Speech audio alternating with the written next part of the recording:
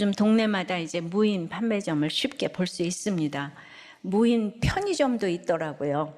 근데 임금이 너무 오르니까 이제 불가피하게 선택한 방식이겠지만은 지키는 사람이 없으니까 도둑질 당하는 거는 또 피할 수 없는 일 같아요. CCTV를 아무리 설치하고 경고 문구를 곳곳에 써두었어도 훔쳐가겠다고 작정을 하고 들어오는 사람을 완전히 막을 수는 이제 없다고 해요. 이렇게 감시만으로는 인간을 통제할 수 없습니다. 피할 수 있는 구석이 생기기 마련이기 때문이에요. 그러나 하나님의 눈은 피할 수가 없어요. 하나님께서 우리 모두를 늘 지켜보고 계십니다. 졸지도 주무시지도 않고 지키십니다. 여러분은 이 하나님의 시선이 부담스러우세요? 부담스럽죠? 아니면 든든하세요? 뭐가 또 든든해요? 부담스러우신 분들 빨리 숨기려는 죄를 자백하고 광명 찾으시기 바랍니다. 하나님의 시선이 택자인 우리에게는 가장 안전한 장치 같아요. 하나님이 우리를 지켜주시니까요. 오늘 여로보암 왕의 이야기인데요.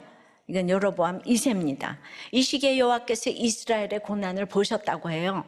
오늘은 여호와께서 무엇을 보시는지, 그 결과는 무엇인지, 거기에 우리는 어떻게 응답해야 하는지 함께 생각을 해보겠습니다. 여호와께서 보셨고, 첫째는 나의 악한 형통을 보십니다. 23절이에요. 유다의 왕 요아스의 아들 아마샤 제15년에 이스라엘의 왕 요아스의 아들 여로보암이 사마리아에서 왕이 되어 41년간 다스렸으며, 북이스라엘 왕 요아스가 이제 남유다의 아마샤를 크게 이겼다고 했잖아요. 그런데 이긴 요아스는 금세 죽었어요. 근데 진 아마샤는 숨만 쉬고 15년간이나 생존했어요. 그러니까 여러분, 장수가 꼭 축복은 아니에요. 이어서 여로보암 2세가 요아스 후에 왕위에 올랐습니다. 그러니까 아마샤가 왕이 된 지 15년, 햇수로 꼭 15년째 된 때였어요. 여로보암은 예후 왕조의 네 번째 왕이에요. 그 위로 증조 할아버지 예후가 있고 할아버지 요아스가 있고 아버지 요아스가 모두 큰 업적을 남겼습니다. 그러니 여로보암은 날 때부터 위대한 가문을 잘 이어가야 할 책임을 지고 있었을 거예요. 그러니까 요아스는 아주 그냥 머리가 복잡해요. 그러니까 자기도 곤란하니까 엘리사를 아버지요 그러고 불렀잖아요. 눈물을 흘렸잖아요. 그러면서도 아들의 이름은 또 백성이 수가 많아지기를 번성한다는, 백성이 번성한다는 뜻을 가진 여로보암으로 지었습니다. 많은 백성, 큰 나라를 다스리는 대왕이 되기를 여전히 바라고 있는 거예요. 여로보암은 북이스라엘의 초대왕 이름이기도 했잖아요. 근데 성경은 여로보암을 악의 대명사라고 기록하는데, 말씀을 들어도 이렇게 모르면은 엘리사한테 가서도 은혜를 받고 세상에 가서도 은혜를 받고 여로보암의 화려한 모습만 보면서 이제 부러워하는 거예요. 기대는 깨지라고 있는 것인데 안 그런 경우도 가끔 있나 봐요. 여로보암이 그냥 그 가문의 기대대로 정말 위대한 대왕이 되었습니다. 그게 41년은 이라는 말에 다 담겨 있는데요. 초대왕 여로보암이 22년, 그 개혁자 예후가 28년 재위한 것에 비하면 이 북이스라엘 왕 가운데 최고로 재위한 41년, 거의 2배에 가깝죠. 반역과 암살이 빈번했던 북이스라엘에서 이렇게 41년이나 왕 위에 있는 것 자체가 나라가 얼마나 안정되었었는지 보여줍니다. 그래서 이제 영토도 크게 넓혔고 경제도 호황이고 이름처럼 그 인구도 많이 늘었어요. 여름궁, 겨울궁, 상하궁을 가진 이보다 더 좋을 수는 없다의 영화를 누린 왕이에요. 그때 당시 활동했던 아모스 선지자는 그때의 번영을 아모스 6장에서 상아로 만든 침대에서 양고기, 소고기를 마음껏 먹고 악기를 만들어 음악을 즐겼다가 아니고 지절거렸다고 나오죠. 파티를 열고 오일 마사지도 받고 아무 근심거리도 없었다고 해요. 오늘날 기준으로 봐도 너무 부럽죠. 지금으로도 잘 사는 건데 그 당시는 얼마나 큰 번영이었겠습니까? 한마디로 북이스라엘은 최고의 이때가 전성기였어요. 여로보암이 꿈을 이루었어요. 조상들의 기대를 다 이루었습니다. 그러니 여로보암이 얼마나 자랑하고 싶었겠어요. 기록물, 음악, 공연 등 가능한 모든 수단을 써서 자기 업적을 남기고 전하려 했을 거예요. 자, 이렇게 41년간 엄청난 그 제의를 한 여로보암 왕을 24절에는 여호와 보시기에 악을 행하여 이스라엘에게 범죄하게 한 느밧의 아들 여로보암의 모든 죄에서 떠나지 아니하였더라. 이 대단한 여로보암 대왕이 여호와 보시기에 악을 행했다. 한마디로 보시기에 문자적으로 여호와의 눈 안에, 눈은 판단력을 의미해요. 여로보암 1세의 모든 죄에서 떠나지 않았다고. 근데 이 악인의 형통을 내가 보고 있다. 주목하고 있다.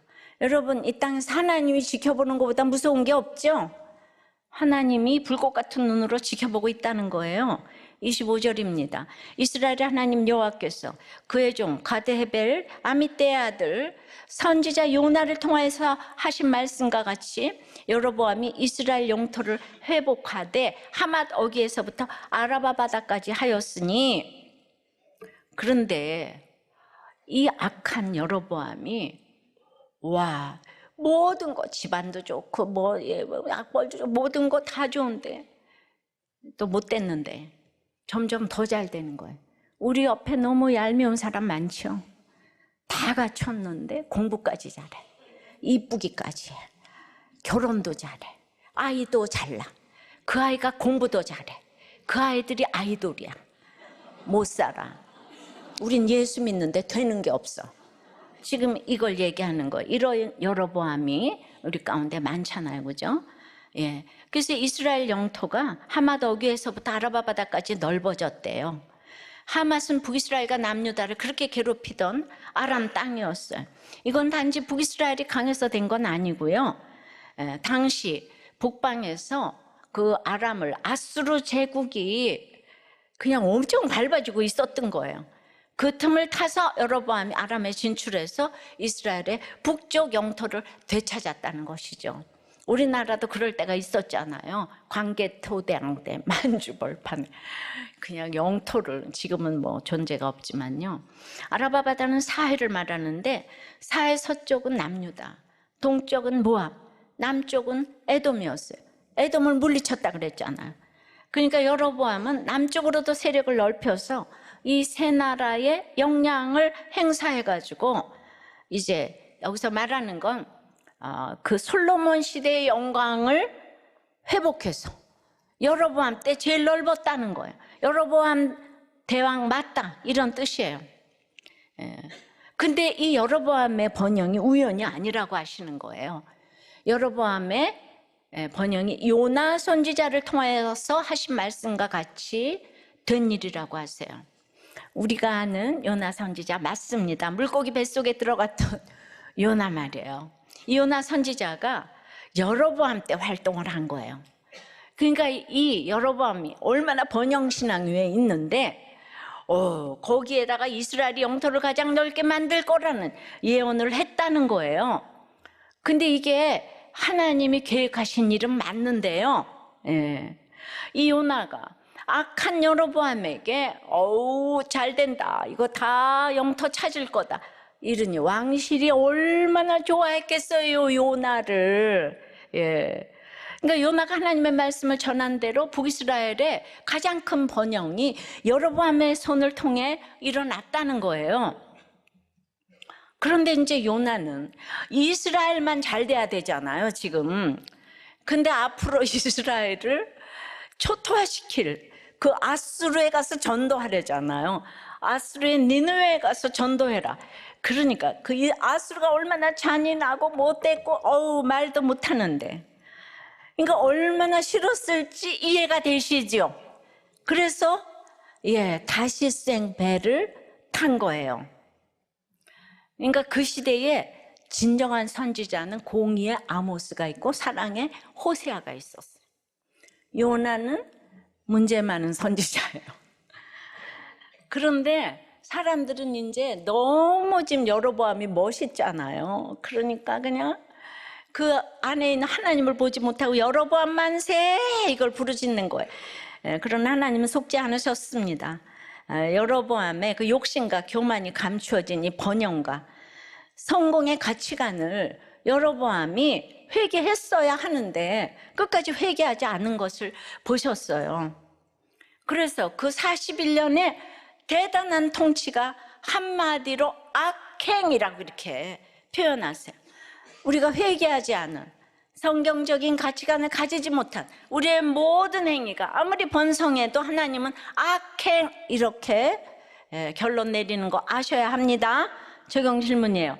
나의 번영이 악한 형통이라고 의식합니까? 요즘 나의 관심 대상 1호는 무엇입니까? 내가 바라고 기대하는 여로보암의 41년이 있습니까? 하나님의 눈을 사람의 눈만큼 의식하며 삽니까? 자, 한 성도님이 목자님 식사 배식을 위해서 새신자가 왔다며 순서를 기다리고 있는 분에게 거짓말을 하고 새치기를 했다. 목자님의 식사를 위해서. 예, 새신자 때문에.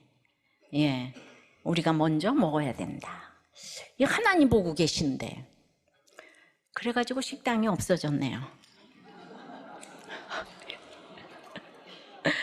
예, 또 한 분은 나는 법 없이도 살 수 있는 사람이라고 생각했는데 행위로도 정직하지 않다는 것을 들킨 사건이 할머니 10만 원 훔친 사건인데 밖에서 여친과 다 쓰고 들어왔는데 할머니께서는 형을 혼내고 계셨다. 예, 그러니까 왜 형이 동생은 왜 혼내지 않으세요?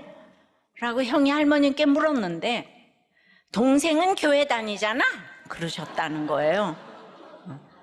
정말 뜨끔했는데 형은 교회를 안 다니고 나만 교회 다녔는데 이걸 하나님이 보시는 거예요. 예. 자, 여호와께서 보셨고, 예. 첫째가 뭐예요? 나의 악한 형통을 보십니다. 근데 두 번째는 나의 심한 고난도 똑같이 보십니다. 하나님이 여로보암의 번영을 왜 허락하셨겠어요? 악을 행한 왕에 불과한데 말입니다. 26절에요.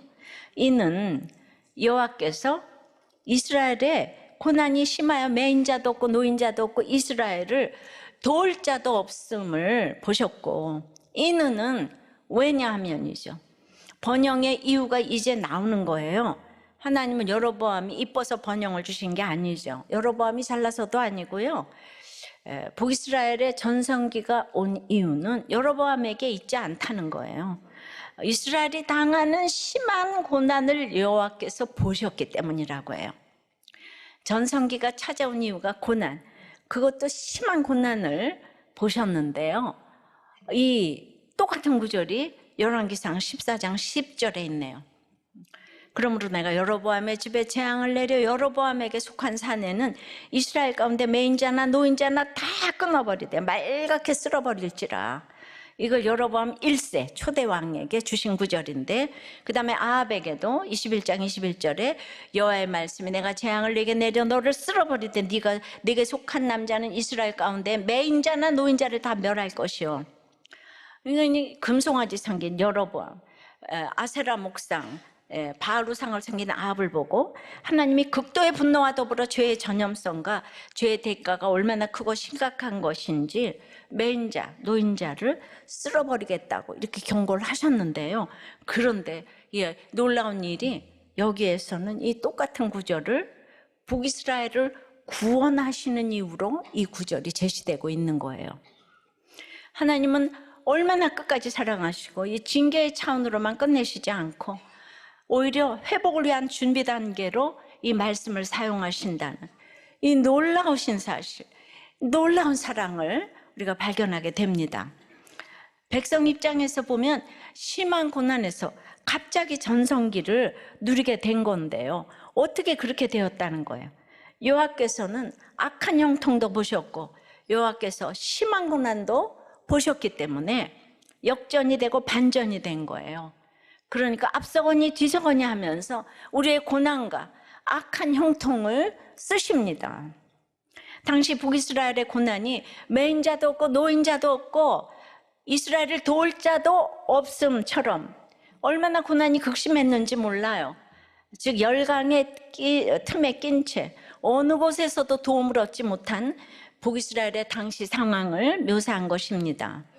우리도 인생 역전을 꿈꿀 때가 있죠. 어쩌면 늘 그런 기대를 가지고 복권도 사고 주식도 하고 부동산 투자도 하고 그러잖아요. 그러면서 다들 인생은 한 방이야 이러면서 한방 좋아하시네요. 이번 주간도 한방 때문에 망한 집이 있더라고요. 예. 그런데 인생 역전 우리가 추구한다고 찾아오는 게 아니에요. 복권 당첨이 인생 역전이 아니죠. 주식으로 대박 터지면 인생 역전 아니에요. 초원님이 돈이 벌리니까 그게 역전이 아니었잖아요. 내 인생의 전성기를 가져오는 힘이 나나 내 가족이나 내 환경에 있지 않습니다. 인생 역전은 오직 여호와께서 보실 때 가능해요. 뭘 보십니까? 고난이 심해요. 심한 고난. 예. 얼마나 심한가 하면 매인자나 노인자나 자유자나 종이나 예외 없이 아무 도움을 받지 못하는 절망적인 상황 아래 있는 고난이고, 그 고통의 깊이와 넓이가 너무 커서 절대적인 절망 속에 있는 이제 이렇게 고난입니다. 고난이 심하여를 직역하면 고난이 매우 써서 입에서 반역이라도 일어난 것처럼 전쟁이라도 난 것처럼 너무너무 쓴 고난이라는 거예요. 한마디로 인생의 가장 쓴 맛을 볼 때라는 거예요. 근데 참 이상한 게 있죠. 예후 왕족 왕들이 이스라엘에서는 다 통치를 잘했잖아요. 그죠? 예, 업적도 남겼습니다. 근데 그게 무슨 심한 고난이라는 걸까요? 예. 근데 이제 예후 때부터 요아스 때까지는 끊어지지 않고 계속된 아람의 학대가 표면적인 고난이었을 거예요. 우리는 북쪽이 고난이겠어요? 남쪽이 고난이겠어요? 우리는 하여튼 북쪽이 계속해서 침략을 하려고 그러니까 고난이죠, 그죠? 계속 언제 전쟁이 일어날지 모르고. 근데 사실은 누가 더 고난이에요? 북쪽이 더 고난이에요. 근데 우리는 그들이 침략할까봐 날마다 고난이에요. 그러니까 이것 자체가 우리나라는 북한에 비하면 왕권도 안정되었어요. 그러니까 북한이 아무리 쳐내려온다고 해도 이것 자체가 죽을 만큼 심한 고난은 아니었을 거죠. 오히려 왕과 그 주변 높은 사람들은 잘 살았을 거예요. 하지만 힘없는 백성은 여기나 저기나 힘든 거예요.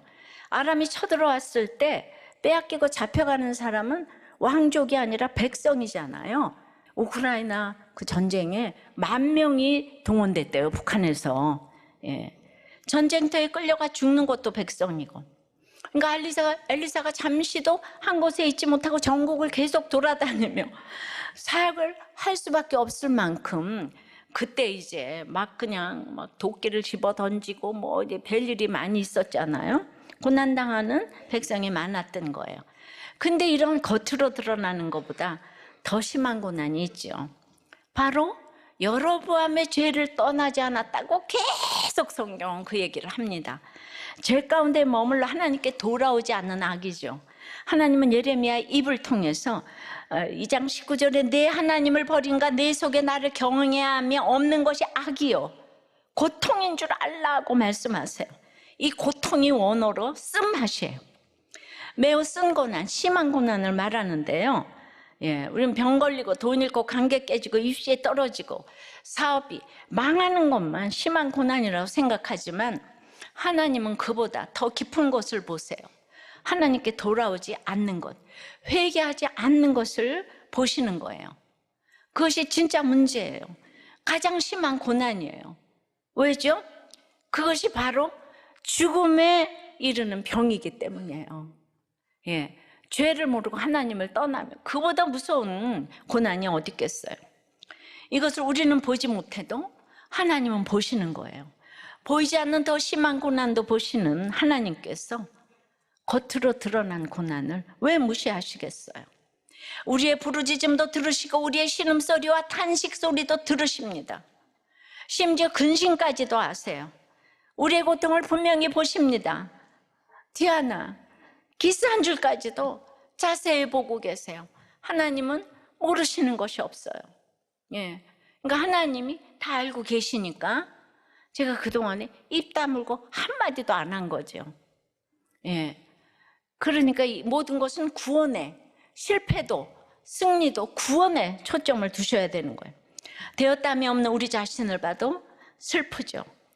절망밖에 할 것이 없는 거예요. 가족을 봐도, 또 지체들의 이야기를 봐도 도울 자가 없는 것 같아요. 진짜 고난이 심한 것 같아요. 그러나 오늘 하나님께서 나의 심한 고난을 보신다고 말씀하세요. 그리고 선지자를 통해 약속의 말씀을 주신다고 합니다. 말씀대로 반드시 회복해 주신다고 말씀하세요. 이것이 오늘 우리에게 주시는 약속이고 바로 이 약속의 말씀이 소망인 거예요. 어떤 절망 가운데 있더라도 그 고난의 자리에서 잘 살아내시기 바랍니다. 우리를 보시는 하나님이 반드시 구원해 주실 줄을 믿어요. 적용 질문이에요.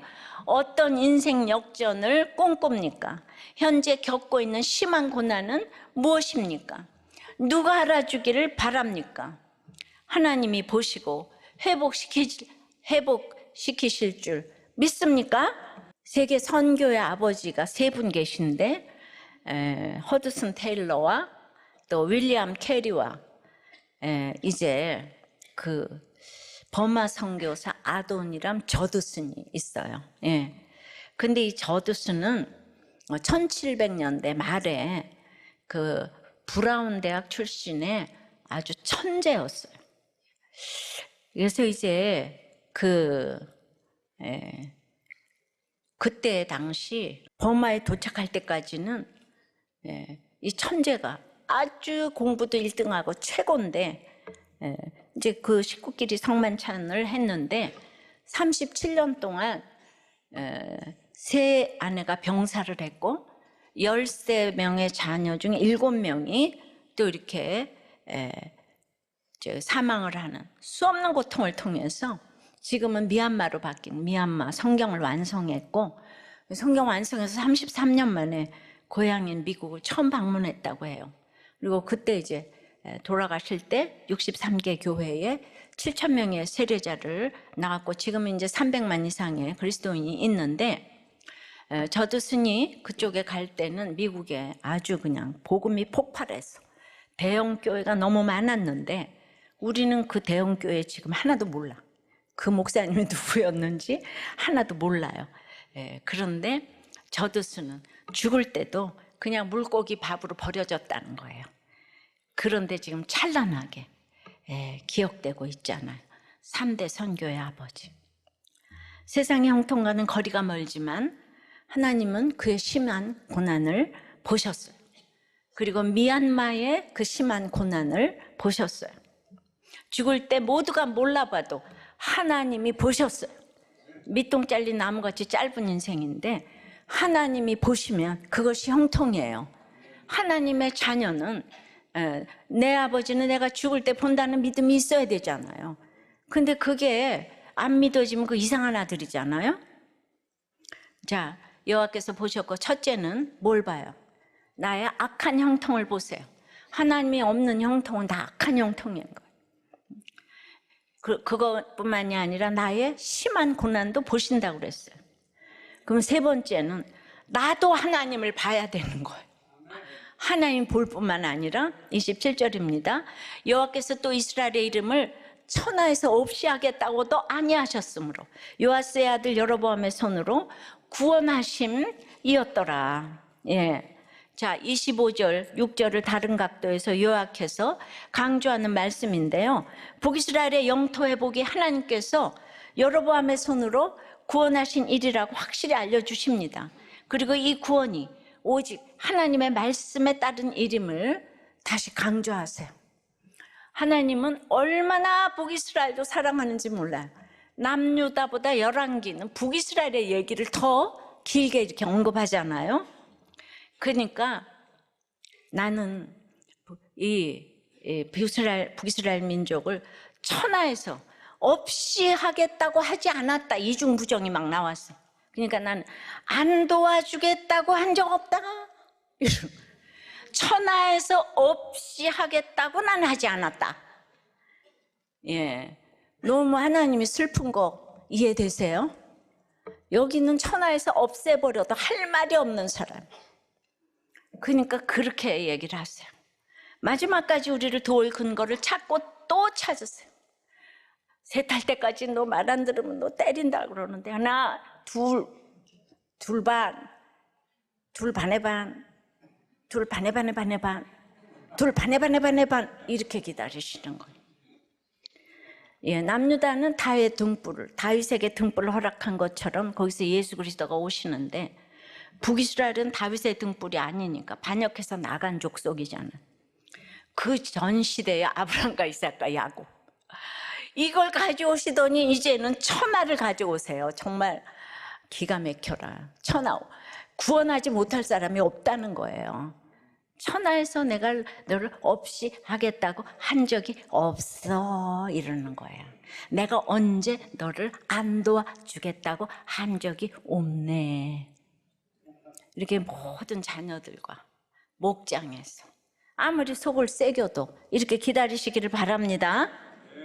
요컨대 하나님이 여로보암과 이스라엘 백성에게 다시 기회를 주신다는 거예요. 그 기회를 여로보암의 손을 통해서 주신다는 건데요. 결과적으로 여로보암은 하나님의 구원을 위해 쓰임받는 손이 되었어요. 28절 9절이에요. 여로보암의 남은 사적과 모든 행한 일과 쌓은 업적과 다메섹을 회복한 일과 이전에 유다에 속하였던 하맛을 이스라엘에 돌린 일은 이스라엘 왕 역대지략에 기록되지 아니하였느냐. 여로보암이 그의 조상 이스라엘 왕들과 함께 자고 그의 아들 스가랴가 대신하여 왕이 되니라. 그래서 이제 사적, 모든 행한 일, 업적, 회복한 일, 이스라엘에 돌린 일 등 남북을 통틀어서 어떤 왕보다도 많은 수식어를 동원해서 여로보암의 통치를 요약합니다. 대왕에 걸맞는 예우예요. 이스라엘 왕 역대지략에서 가장 많은 분량을 차지하지 않았을까? 한 절에. 예. 근데 여로보암의 이 대단한 41년의 번영을 이 열왕기 기자는 단 7절에 끝내죠. 7절에. 7절 중에서도 정말 한 절에. 예. 역대하에는요, 여로보암 얘기는 언급도 안 돼요. 악한 남유다 요아스의 성전 건축은 한 장이나 할애를 하잖아요, 그죠? 그리고 그 왕이 되는 것보다 얼마나 많은 지면을 할애합니까? 구원으로 연결되지 않으면 하나님은 한 줄에 지나가시는 거예요. 이 41년의 치적이 한 줄에 지나가요. 여로보암은 가장 위대한 왕이었지만 성경에 기록될 게 없어요. 다른 왕들과 똑같이 죽고 무덤에 묻히고 아들이요 왕이 됐다. 특별한 게 없다. 죽은 공식이 그냥 똑같아요. 사실 여로보암은 가장 빛날 왕으로 설 수 있었어요. 그렇게 되기 위한 조건은 다 갖췄어요. 든든한 왕권에 서 있었죠. 오래 살았죠. 주변 나라들 국력이 다 약해졌죠. 상대적으로 북이스라엘은 강했죠. 실제로 최대 영토를 회복했죠. 게다가 요나, 호세와 아모스 같은 기라성 같은 선지자들이 사역을 했어요. 훌륭한 왕이 되기 위한 모든 것을 갖췄습니다. 예. 그 중에서도 가장 중요한 건 하나님이 그의 손을 구원의 도구로 사용하셨다는 거예요. 성경에 보면 하나님이 누구의 손에서 백성을 구원하셨다는 말씀은 많이 나오잖아요. 예, 뭐 에돔의 손에서 건졌다는 둥, 블레셋의 손에서 건졌다는 둥. 근데 누구의 손으로 백성을 구원하셨다는 말씀은 거의 나오지 않아요. 정확히 말해서 딱 3번 나와요. 첫째는 삼손인데요. 하나님이 삼손의 손을 통하여 큰 구원을 베푸셨다고 삼손 자신이 말해요. 15장에 사사기 15장. 둘째는 다윗이에요. 하나님께서 다윗의 손으로 이스라엘을 구원하셨다고 말씀하십니다. 예, 사무엘하 3장입니다. 이 셋째가 여로보암인데요. 오늘 본문이에요. 여로보암의 손으로 구원하셨다고 하십니다. 그러니까 이것 자체가 여로보암이 얼마나 대단했는지 보여주는 증거 아니겠습니까? 삼손과 다윗과 같은 반열인 거예요. 근데 구속사적으로 보면 여로보암은 삼손이나 다윗에 미치지 못했어요. 똑같이 하나님께서 구원을 위해 사용하시는 손으로 쓰임을 받았는데 왜 여로보암에 대한 기록은 단 7절로 특별한 것 없이 끝났을까요? 삼손과 다윗은 히브리서 11장에 믿음장에 올라간 용사가 되었지만은 거기도 여로보암은 언급도 되지 않았어요. 여로보암의 손으로 구원했는데 삼손과 다윗은 많은 죄를 저질렀지만 회개했다는 거예요. 다윗의 회개는 우리가 너무 잘 알죠. 삼손도 모든 것을 다 잃고 눈도 뽑힌 포로가 되어서 늦게라도 하나님을 다시 찾았죠. 회개로 하나님께 돌아왔기 때문에 삼손과 다윗은 하나님이 쓰시는 손이 되었을 뿐만 아니라 구속사에 기록된 믿음의 사람이 되었습니다. 하지만 여로보암은 모든 것을 다 갖춘 데서 출발했어요. 이스라엘의 심한 고난을 보신 하나님이 쓰시는 손이 되어서 나라의 구원을 가져왔지만 정작 자기 죄를 보지 않았어요. 보지 못했어요. 왜냐하면 막히는 일도 없고 무너지는 일도 없으니 자기 진짜 모습을 직면하지 못했어요. 그러니 선지자들의 말도 듣지 않았고 하나님을 찾지도 않았죠. 여로보암의 죄에서 떠날 생각도 안 했어요. 그래서 악을 행하는 왕으로, 우상 숭배에서 떠나지 않은 왕으로 기록되고 끝났습니다. 하나님께 쓰임을 받고도 회개하지 않으면 이렇게 버려질 수밖에 없어요. 여로보암의 시대가 겉으로는 다 잘 되는 것 같았지만 속으로는 얼마나 문제가 많았는지 그 아모스에 쭉 나오죠. 우리나라도 겉으로는 지금 10위권이지만은 지금 속으로 문제가 많아요.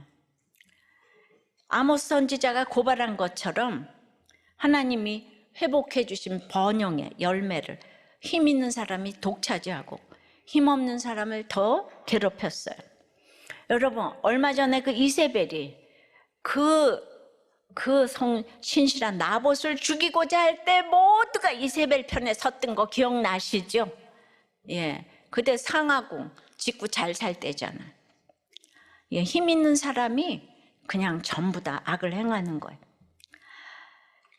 호세아 선지자가 지적한 것처럼 이스라엘 백성은 예후처럼 자기 열심으로 뭔가를 막 했지만 하나님을 알려고도 하지 않았고, 그러니 이웃을 불쌍히 여기고 돕는 인애가 없었어요. 그들은 육신의 편안함에 젖어서 영적으로 심각한 게 하나도 없었어요. 나라 안팎에 환난이 생겨도 근심하지 않았어요.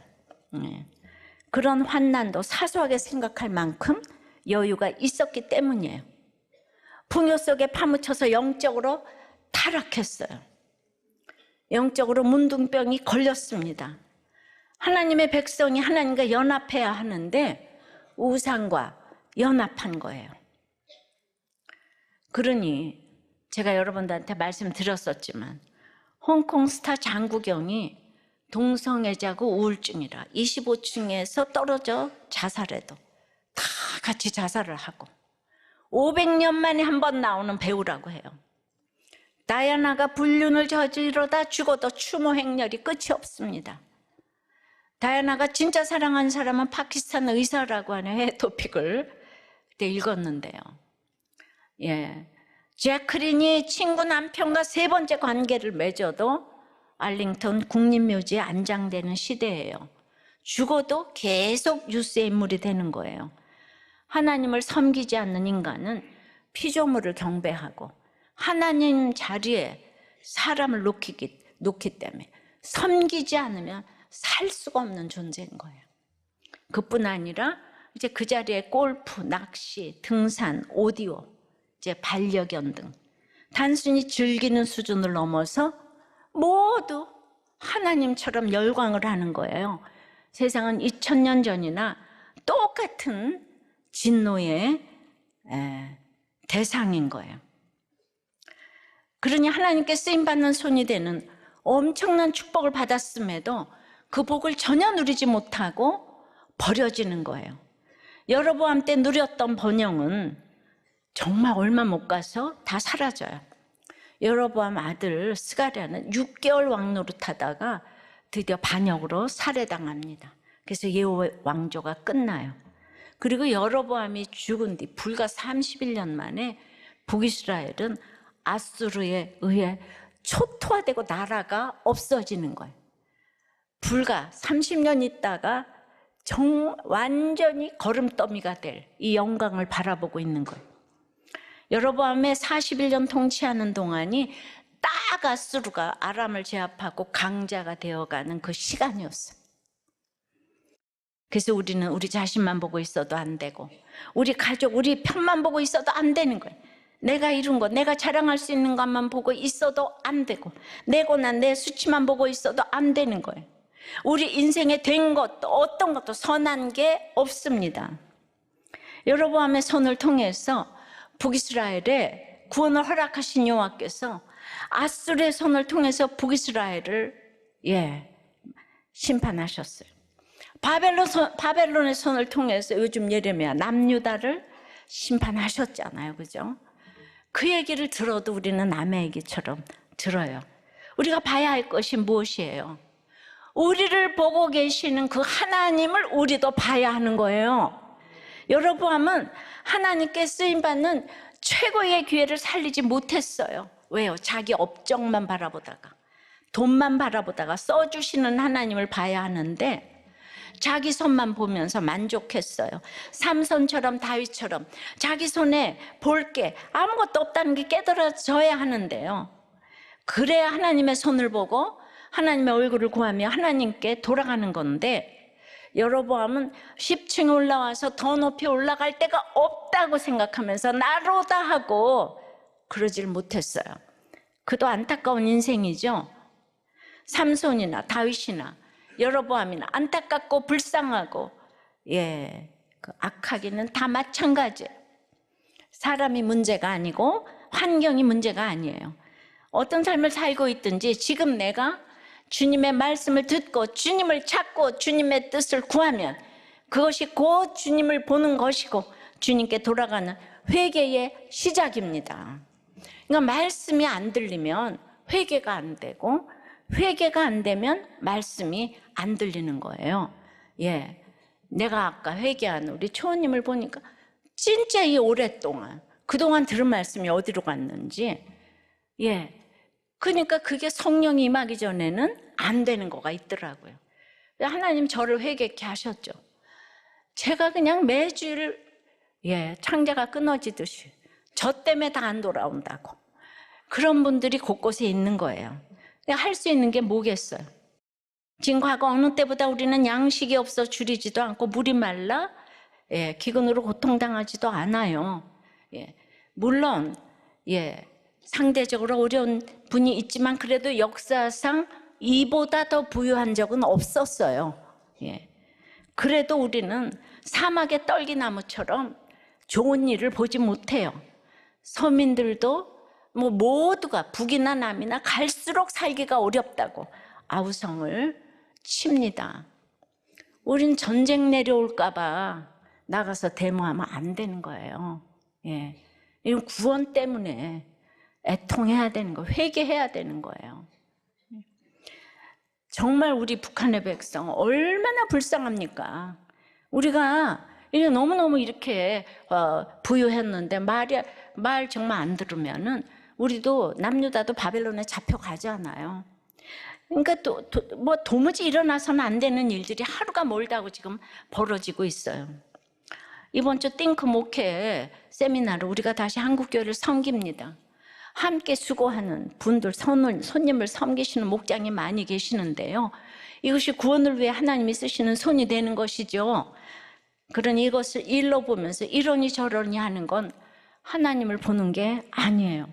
하나님이 우리를 손으로 쓰시는 건요, 쓰고 버리시려는 게 아니에요. 그 시간, 그 과정을 통해서 결국 쓰임받는 우리를 거룩하게 성장시키시는 아버지 하나님의 사랑입니다. 이 마음을 우리가 알아야 합니다. 그리고 우리도 전심으로 주님을 보고 주님을 사랑해야 하겠습니다. 이 마음으로 우리 교회를 위해 기도하고 한국 교회를 위해서 다음 주일 연합 예배도 동참하고 나라를 위해 손들고 기도하는 우리 모두가 되기를 바랍니다. 저는 우리가 목장에서 평범하게 섬기다가 천국 가면은 와, 그건 자녀들에게 줄 최고의 유산이에요. 어떻게 남의 얘기를 들어주겠어요, 사람이.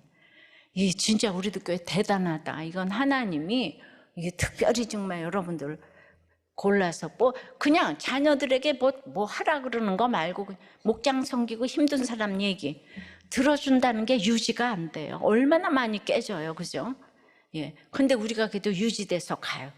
예, 목장이 유지되지 못할 이유가 너무 많아요. 예. 그래서 저는 요새 여러분만큼 상급이 없어요. 왜냐하면 1대1로 만나는 게 줄어들었잖아요. 여러분들이 최고예요. 저보다 상급이 많아요.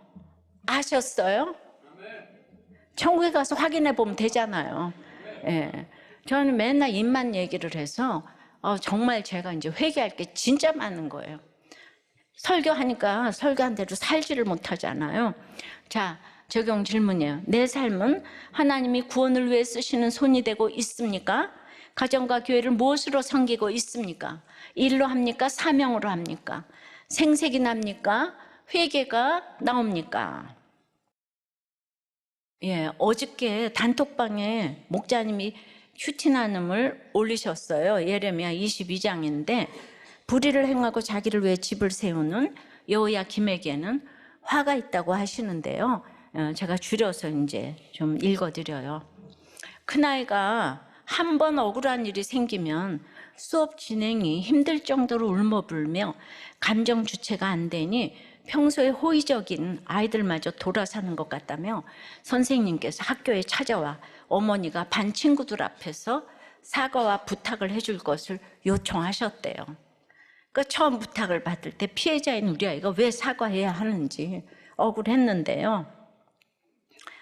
중학생인데 당연히 엄마가 할 일이라고 생각했지만 아내가 눈물이 많은 탓에 제가 빈말로 내가 할까? 라고 했는데 이 여자 목장에서 아빠가 해야 한다는 강력한 처방을 받았다며 이제 순종을 하라 그러니까 목장 처방에 당할 길이 없어.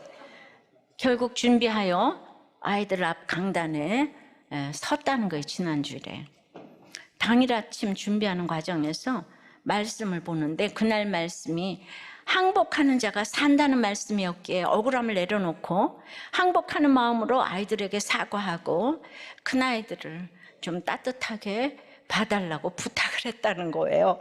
그래서 항복하는 마음으로 이제 강단에 서니까 생각보다 침착히 말할 수 있어서 감사했습니다.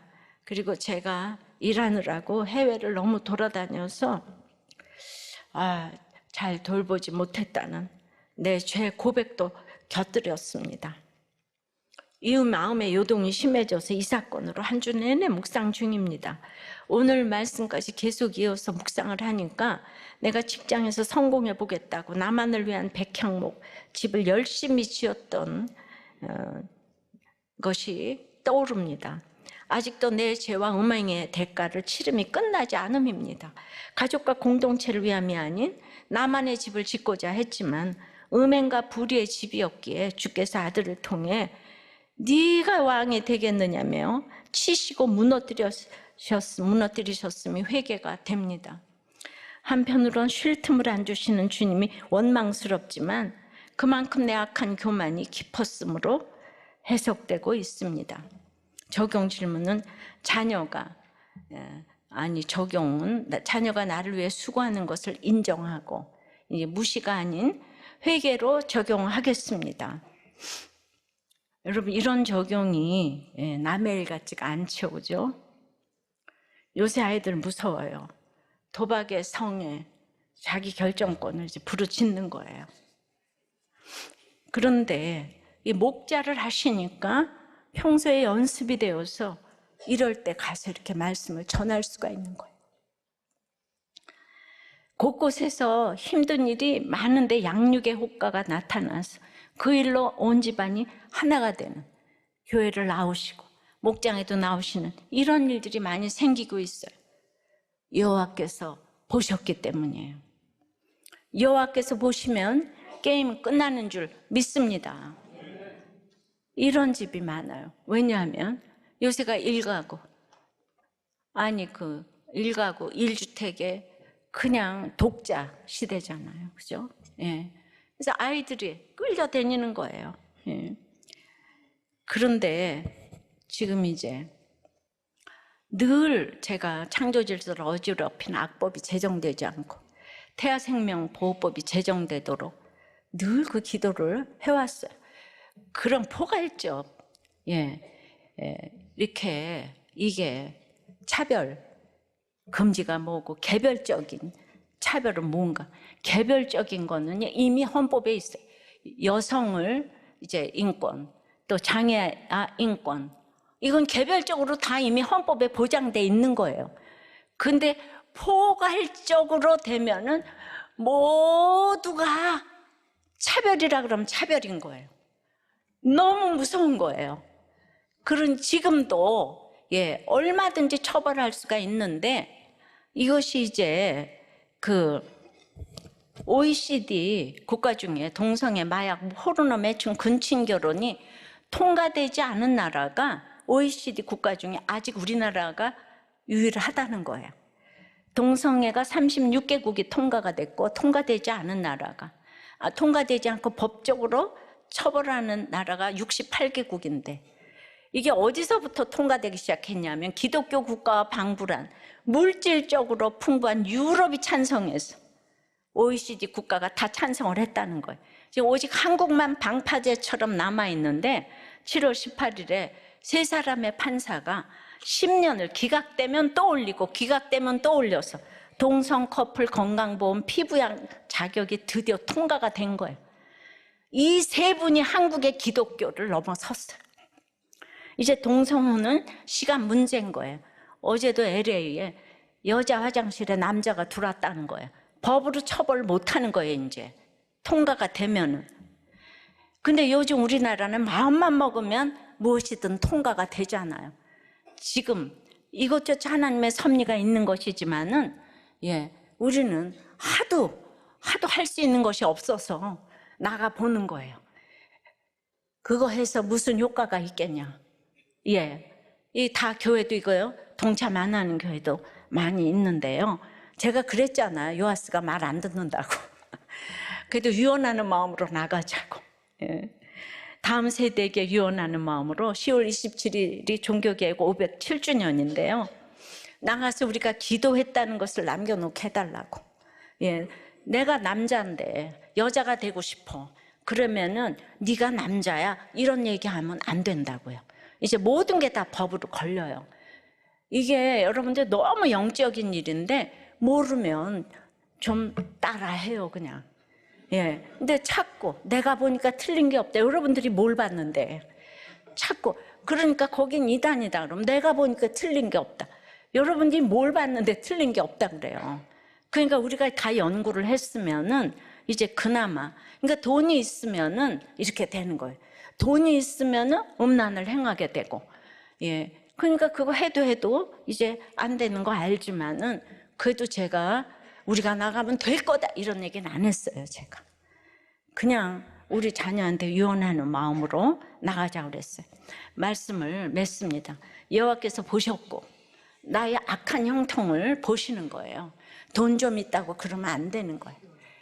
권력 있다고 그러시면 안 되는 거예요. 나의 그런 대신에 심한 고난도 보시는 거예요.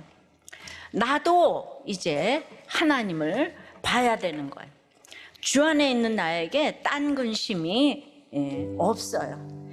십자가 밑에 나가 내 짐을 이제 풀어야 되는 거예요. 찬송하 기도합니다.